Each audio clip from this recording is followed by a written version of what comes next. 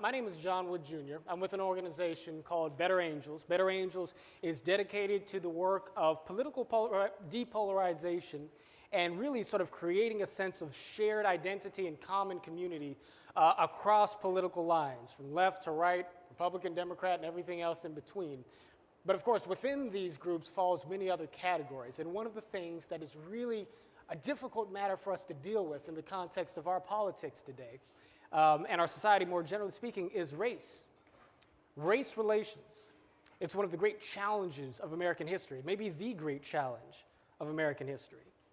And so I come to this subject with a great investment and a great interest in seeing to it that we can find ways to love and empathize with each other across the racial and the ideological divide. So I came to politics as a political candidate. A number of years ago, I was a nominee for Congress in Los Angeles. And I had a bit of a canned opening line, which some of you may have heard, but for those who haven't, it's not quite, hasn't gotten old on everybody yet. I was 26 years old at the time, and people would ask me, they would say, what qualifies you, the age of 26, to run to represent a district as complex and diverse as the California 43rd in Los Angeles? I would tell people, because it was a mixed district, multicultural, predominantly inner city, predominantly African-American and Latino, but with a contingency of Republicans and suburban middle-class white people in it as well. And I would tell people, I would say, well, I come from a unique sort of background. My mother happens to be a liberal black Democrat from inner city Los Angeles. My father happens to be a conservative white Republican from Tennessee. I grew up explaining my father to my mother and my mother to my father, and that's why I think I can represent a lot of you. So. And now my father didn't particularly love that story, because with him it was kind of technically true. He was born in Tennessee, but he grew up in Los Angeles, grew up a Democrat, became a Republican or conservative later. He was one of those folks who felt like the Democratic Party had kind of left him behind in some sense. But one of the reasons why the story was valuable is because it gave me the opportunity to tell stories to people in the district, to people in my community, that was able to show people the fact that at the end of the day, we have all of these differences between us, but there are things that weave us together into a common story. What I've discovered is that the most powerful tool for communicating empathy and shared identity in the context of our common community is the tool of stories. Stories lubricated by the ethic of love, I would say.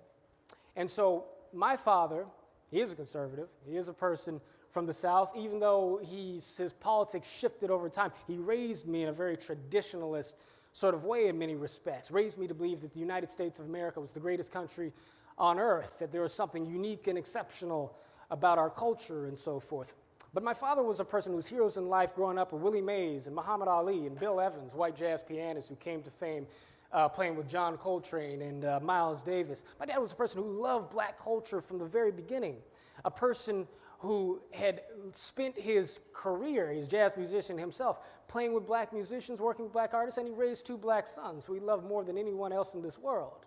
So I was able to talk to people in the inner city community and say, I know we've got feelings about Tea Party supporters and conservatives and so forth, but the stereotypical image that we have in our mind is not always the image that reflects the individual in reality. And so we have to recall the common humanity that exists between us, because these stories are real.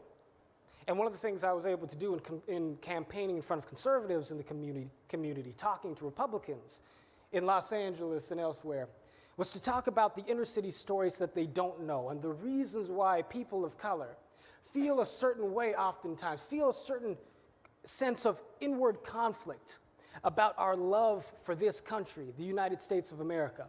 Because on the one hand, there is no limit to the inspiring stories that the black community has to tell, and I speak to that because I have a particular connection to that. But on the other hand, there is a history of difficulty that a lot of people have a difficult time having a window into. So sometimes people will ask the question, they'll say, well, why is it that folks maybe on the left and folks of color have a difficult time sort of embracing the greatness of America? And America is a great country. It's a beautiful country. But if we talk about the history of this particular group of people, we all know about slavery. We can go back 200 years to a time when people were in bondage. And we can recall that coming out of slavery, there was 100 years of Jim Crow oppression. If we talk about people who live in the Jordan Downs projects today, and this thread will connect itself in a moment, just to let you know, I lived for a year in the Jordan Downs projects. I married a woman from the Jordan Downs. I, on one side of my family, have white millionaires, and on the other side of my family, have black people from the inner city. I grew up in 3 different areas: multicultural, middle-class Culver City, day-to-day. Spent the weekends with my inner-city relatives on the black side of my family. On Saturdays and Sundays, and on holidays, I went to visit my wealthy white relatives in La Jolla County and city in San Diego. They had a house right down the street from Mitt Romney's, the one with the car elevator, if you guys can recall that. I knew, and after marrying my wife and living in the Jordan Downs projects for a year, I met black people in the Jordan Downs who had never been to the beach in Santa Monica. And that seems like an impossible thing. So you go to slavery, you think 200 years in bondage, you come out of that, the difficulty of Reconstruction, segregation, terrorist oppression at the hands of the Ku Klux Klan. Many black people living in the South, when you got into the middle part of the 20th century, moved out to the West Coast for the opportunities to work in the munitions factories during World War II. That's how people wound up in the Jordan Downs projects and the Imperial Courts, the major housing projects in the West Coast. But manufacturing opportunities ultimately went to China. Economies changed domestically. And during the 1960s, a time when we think of as representing great social progress in the United States, you also had the decapitation of black leadership. You had changes in policies that, through the Great Society programs, gave us a way to subsist. But with the erosion of economic opportunities, subsistence didn't provide a sense of community. And so social ambition wound up going in the direction of joining gangs that were flushed with drugs coming in from outside of the country.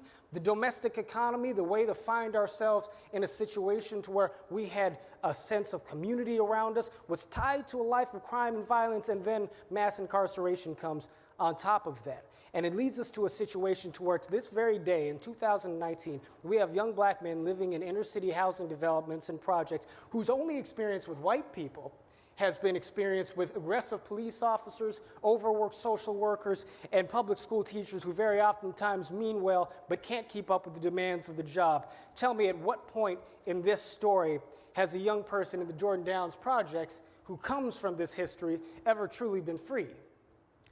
And so it's nobody's fault alive today that this history was set in motion the way it has been.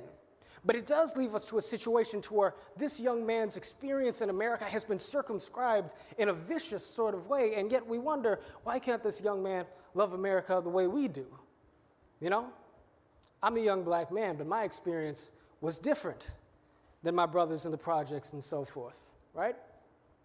And yet, on the other hand, it's important to remember that when we talk about suffering in the American experience, in American history, in American reality, day by day, we're not just talking about black folks and Latinos and LGBTQ community and other people of color and marginalized folks, because frankly, white people have suffered in this country too. And when we think about people who, let's say they voted for Donald Trump, let's say they're people who we think of as having a backwards point of view towards multiculturalism, towards America as a melting pot, a place to assimilate. We oftentimes talk in terms of wanting to sort of get away from that type of whiteness, you know? Talk about whiteness sometimes as kind of a blinding kind of thing that certain people wear, and they can't see past it because of privilege and so on and so forth. And look, terms like white privilege, they speak to a particular reality. But if you're a young person living in the Appalachian South, your ancestors were people who were not slave owners for the most part, by and large. Your ancestors were people who were looked down and spat upon by wealthy Northerners before the Civil War era, as well as wealthy Southern plantation owners. Your ancestors were people who were pressed into a battle to defend your soil that you really had no business fighting, that wasn't in your interest, and you did it because that's what the community was telling you to do. And you fast forward 100 years through rural poverty, and you go to the difficulties of the civil rights movement, and we see the social progress being made in America adopting this conviction that says that, okay, you haven't solved all these problems, but we hear you, Martin Luther King Jr., with your dream, and we want to bring young black boys and girls together. So let's integrate the schools, let's integrate the armed forces, let's do things to make things more equal. But a lot of us white folks, and now I'm speaking as a white folk too, by the way, a lot of us white folks are going to put the moral blame of racism on the shoulders of people in rural communities, people in religious communities, people who never had as much opportunity as so many of us who grew up in the cosmopolitan and metropolitan centers of American life, those of us who had the opportunity to go to academies to succeed in entertainment. There's a cultural narrative that comes forth where some of us white folks are able to sort of bolster our claim of nobility by disassociating ourselves from whiteness because it doesn't mean anything to us. We're woke, right?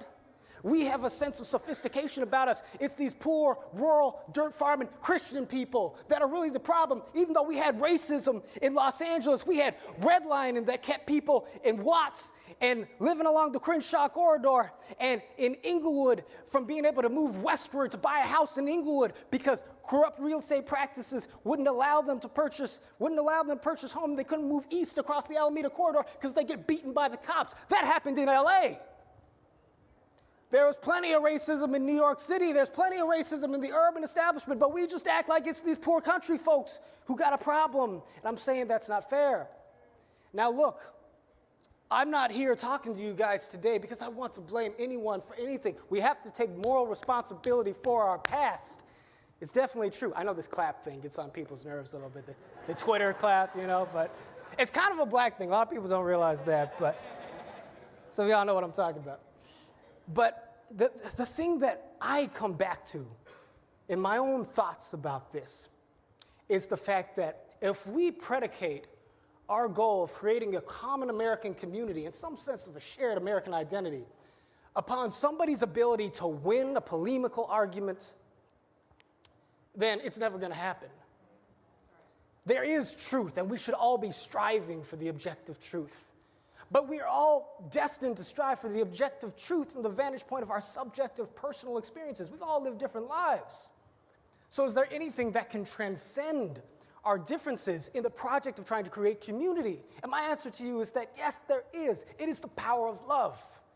Through nonviolence, love as a social value. Somebody asked me, what does love like that mean?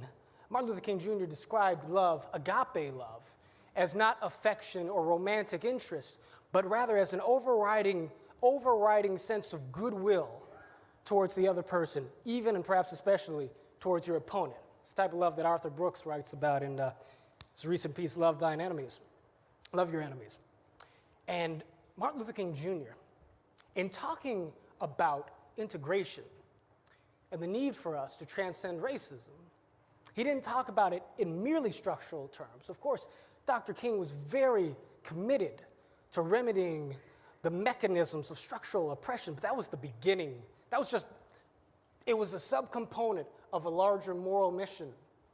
Dr. King made an active distinction between desegregation, which was removing the barriers that stand between us and being able to occupy the same lunch counter, go to the same schools. He made a distinction between desegregation, which was necessary, but technical, and integration, which is an affirmative matter of the heart. Dr. King described integration as representing the positive, quote, the positive acceptance of the full range of human activity, that it is, quote, an affirmative intergroup and interperson activity. Dr. King sought integration. He didn't seek desegregation.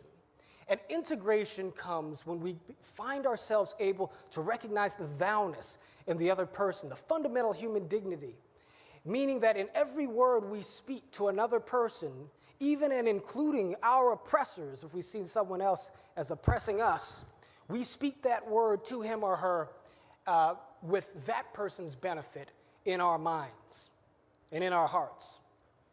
So Martin Luther King Jr. is not here today, but his example remains with us. If you're speaking to a Trump supporter whose policies you feel are an active threat to your community or to yourself, Dr. King would advise you to speak to that person in love. Speak to that person with truth, but speak to that person with that person's own well-being in your heart and in your mind, and not just your own community. And if you're a Trump supporter or conservative and you feel that the policies of the progressive or the liberal left are ones that are uprooting us from these countries' historic values, from our histories, and you're concerned about the consequences of big government, so on and so forth. Have that conversation, but have it with a heart towards lifting up the well-being and the goodness of the person with whom you are debating in mind. And see, there's an innate humility that comes in this way of communicating, because it requires us to accept the fact that on the one hand, we're always going to be rooted to our opinions, but on the other hand, our opinions are our opinions, and they may strive towards truth, but truth, moral truth, is a thing greater than us all. We can only realize it in a corporate, collective sort of fashion. That too is integration. Us joining together in the project of developing community through love. That should be the higher objective of our social strivings, for which politics is just a little piece at the end of the day. Anybody who tells you that this way of looking at our social and political relationships is naive or impractical, please correct them in a gentle way, because the only option we have, aside from ultimately coming together in a spirit of love, is rending our civil fabric in acts of violence.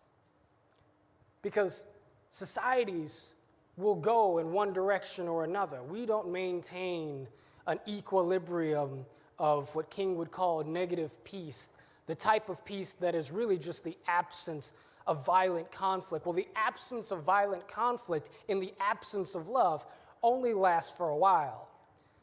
Love either comes rushing in to bring us closer together, or fear and hatred radically pull us apart. And you get a civil war in the 1860s. Guess what? We had great violence in the 1960s, but we didn't have a civil war then.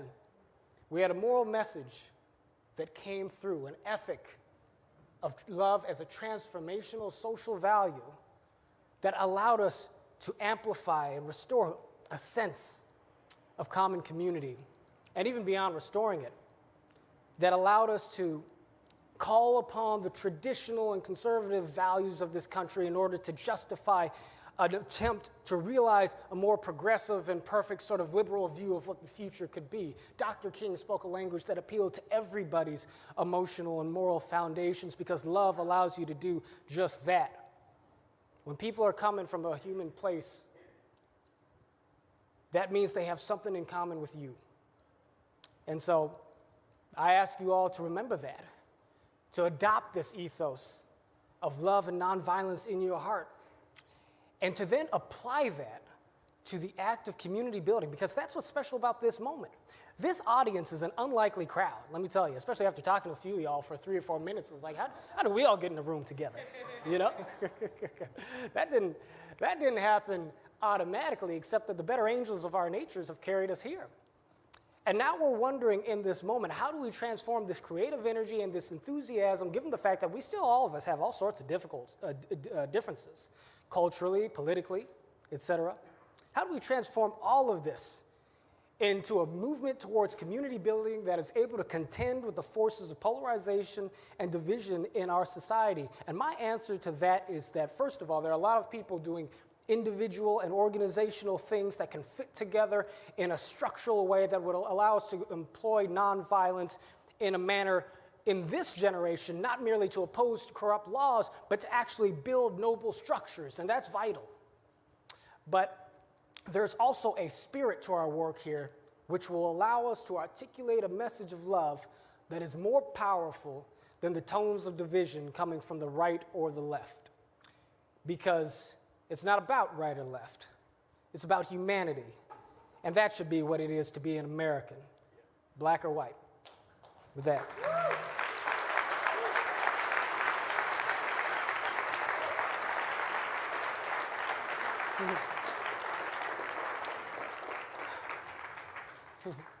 I was nervous before I stepped up here, y'all, by the way. By the way, I was like, I might stick my foot in my mouth, I don't know. But thank you all so much. And so now we want to have a conversation with the whole room. I think that we have about 15 minutes for that, if I'm not mistaken. And so this is your time. I'm just here to kind of facilitate the dialogue. I know that everybody here has feelings about the issue of race, how it plays into the divisions of our society, our personal experiences and ideas or challenges within ourselves in terms of how we deal with this vast issue in order to create a better and more cohesive society. A beloved community is what Dr. King called it, and I think that's what we strive for.